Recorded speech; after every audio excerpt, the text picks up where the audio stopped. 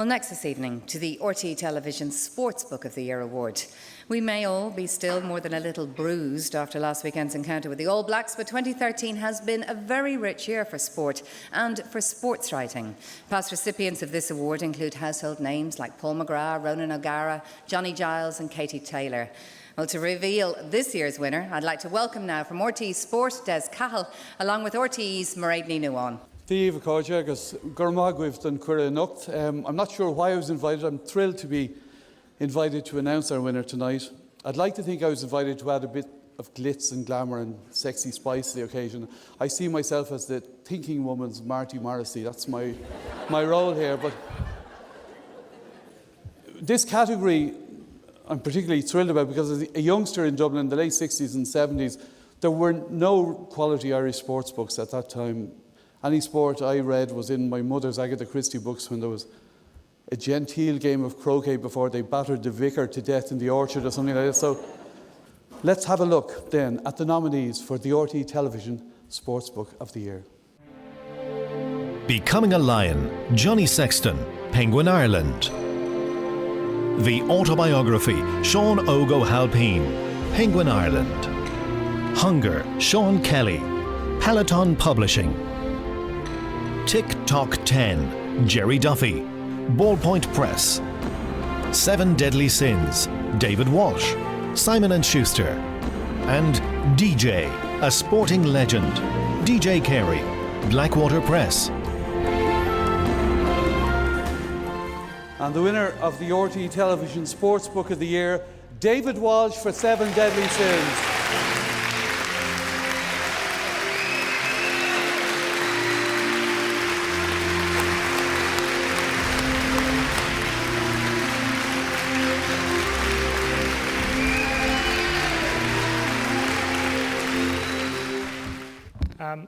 I promise not to stay very long.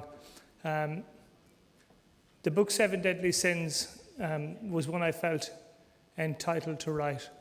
Not because Lance Armstrong had interested me for a long time, but I committed most of the 7 Deadly Sins before I ever got to write that book.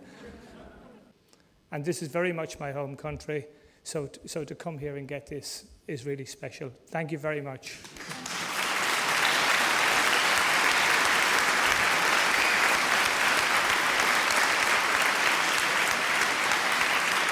David Walsh, congratulations, winner of the RTÉ Television Sportsbook of the Year, and a very popular winner, no doubt. Sorry, I'm going to start again, sorry. David Walsh, congratulations, first off. You're the winner of the RTÉ Television Sportsbook of the Year, and a very popular winner.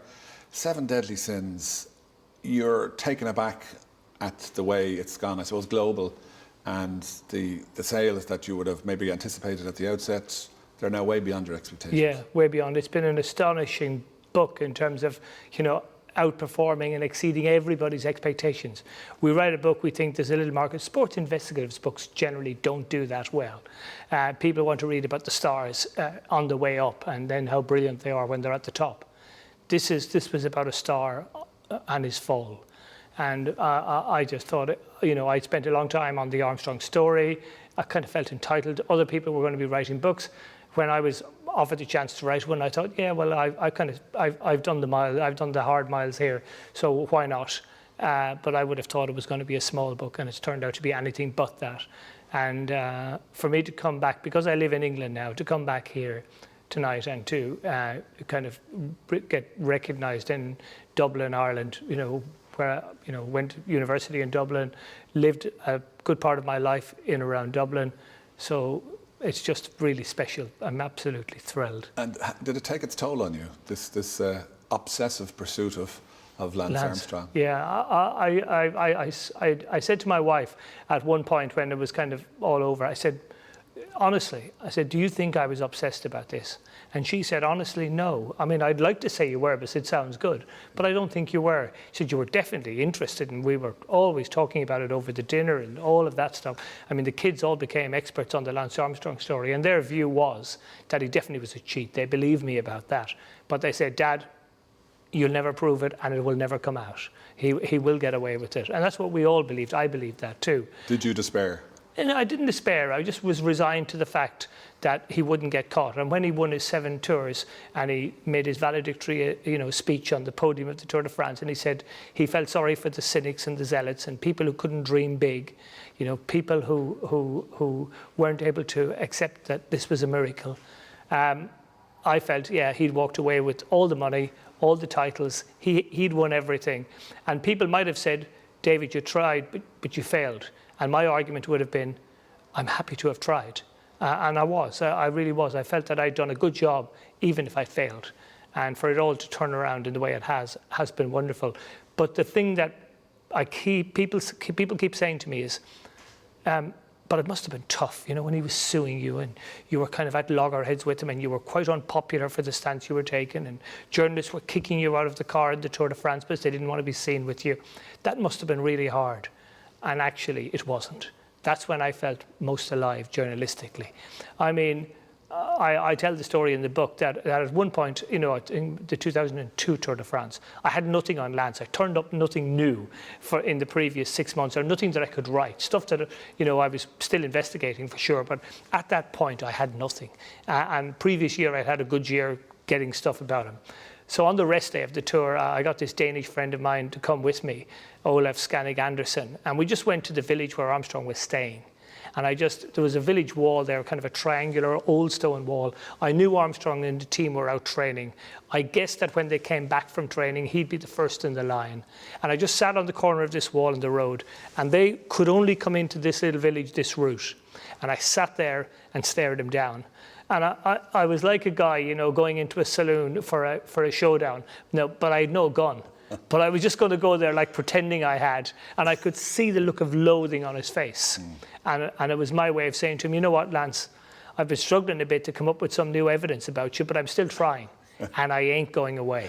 And I wanted him to know that. So it was a game. And a game ultimately that he lost, and lost very heavily. And, he's now cautionary tale. Lance Armstrong, people will say, probably the greatest cheat sport has ever known. And that's a big thing. That's tough for him. And he's going to have to deal with that. But from my point of view, it was like, this is the most stimulating story I will ever do in my career. There will never be another Lance Armstrong story for me. And I was always aware of that. And does it mean that you've no interest in pursuing another target that may be a cheat in sport? Or? Yeah, I just have an interest in finding out what's going on.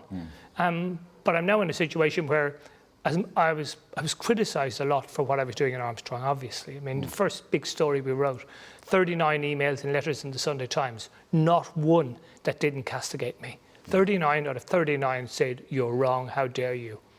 Keith Miller from Glasgow, little short letter, Mr. Watts, you have the worst cancer of all. You have cancer of the spirit. I mean, that one did actually bring it in court. But it wasn't like water off a duck's back, though, that sort of. No, that one wasn't. That one definitely knocked me down, and I did question, my God, that's how people perceive me. But now I go to the Tour de France and I see Chris Froome winning this year, and I believe he's clean, and I'm being castigated for believing too easily. Yes, you can't win. Can't win. You can't win. I'm not but does it, though, place that doubt in people's mind about professional sport and the extent to which top athletes will actually go to win? That we should be really jaundiced about a lot of sport? Oh, well, I wouldn't say jaundiced. I'd say sceptical is good. Of course it is. And we should be sceptical. But we shouldn't be cynical. And we shouldn't decide just because somebody has produced a good performance that that's evidence of doping. I mean, I went to the US Open golf tournament, golf championship in 2000, Pebble Beach. Tiger Woods won by 15 shots. Now, if he's a cyclist, he would have been laughed out of town. Yes. They would have said nobody can win by that amount. That's ridiculous. Yeah. That's absurd. Yeah. But there are outliers in every sport, and we should be open to the possibility that a good one comes along in cycling and is clean. And if we get cynical, Armstrong wins twice. He duped us when he was cheating, and now he makes us behave with total unfairness to somebody who might be clean and doing things correctly. So to me, yes, be sceptical, but don't be cynical. And finally, David, the movie Seven Deadly Sins, the movie, is on its way.